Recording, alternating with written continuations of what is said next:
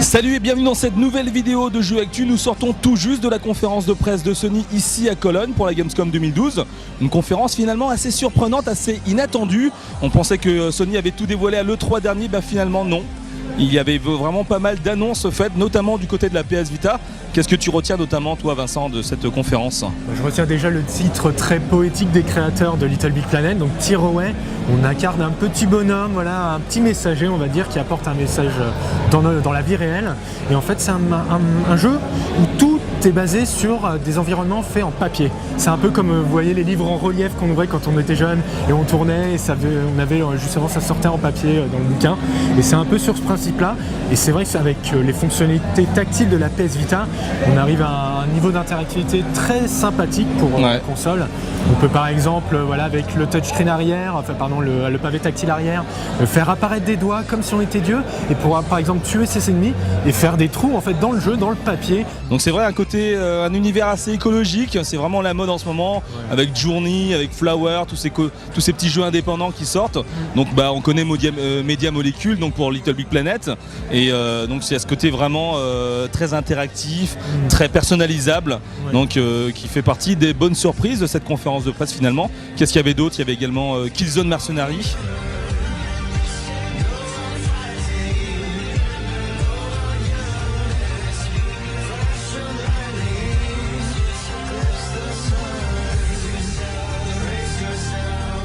Donc finalement, en nous parlant de la PS Vita, ils en ont profité, donc Sony en a profité pour nous annoncer le Cross Controller, donc qui permet en fait à la PS Vita de devenir une véritable manette pour la PS3, et également en fait d'avoir une interaction différente et supplémentaire, un peu comme la Wii U, un peu comme la tablette de la Wii U qui arrive à la fin de l'année.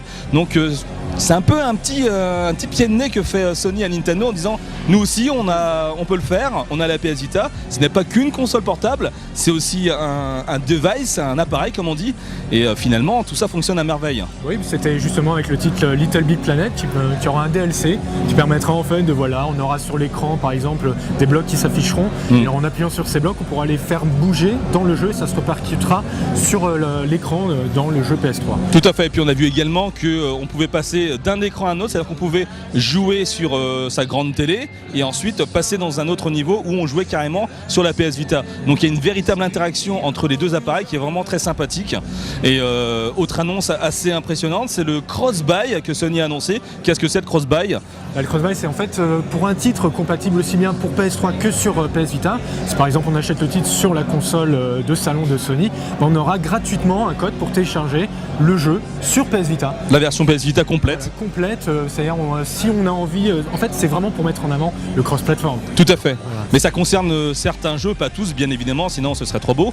Il y avait quoi? Ils ont annoncé Ratchet & Clank Q-Force, le prochain Sly Raccoon si je me trompe pas, voilà, et puis Little Big Planet bien évidemment.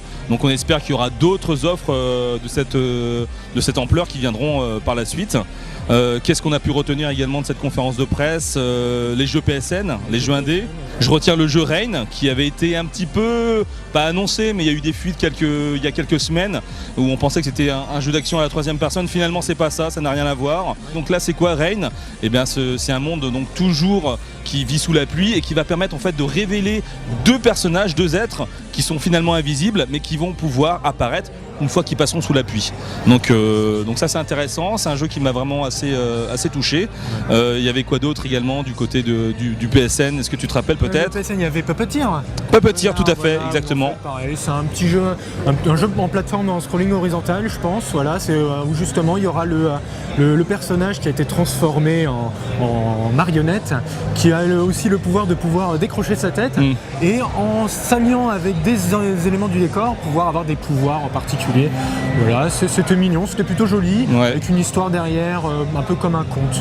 Voilà, donc ce sont les deux jeux, donc Rain et Puppeteer sont deux jeux issus du studio japonais de Sony.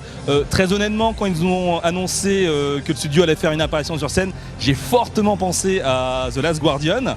Et finalement non, le jeu n'a pas été annoncé, hein. On ne sait pas où ça en est en tout cas du développement, j'espère que ça continue. Donc un petit peu absent c'est vrai de ce côté là. Il y a aussi le Wonderbook.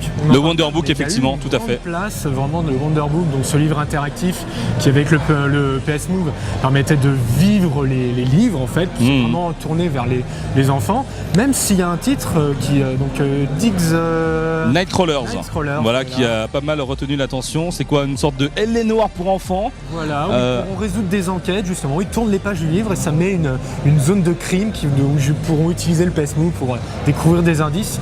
Ouais, c'est très, on va dire, interactif. Interactif, non, c'est intéressant. Ouais. Important, ouais. Donc voilà, donc effectivement comme on l'a dit tout à l'heure, une conférence de presse assez riche en annonces finalement, donc très orientée vers la PS Vita, sur le PlayStation Network, tout ça. Donc cross-platform. Voilà, on a également pu voir deux gros blockbusters que sont The Last of Us, donc à travers un nouveau trailer, pas de démo finalement. Pareil pour Beyond, on pensait aussi voir quelque chose. Rien du tout. On n'a rien eu.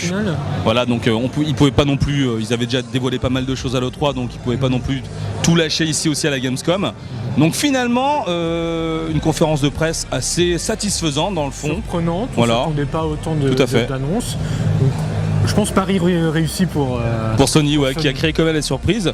Et puis tous ces jeux, on va pouvoir les découvrir sur place, sur le stand de Sony durant les 3-4 jours de la Gamescom que l'on va couvrir. Donc on vous donne rendez-vous sur Jeux Actu. Restez bien connectés pour qu'on vous donne toutes nos impressions à chaud.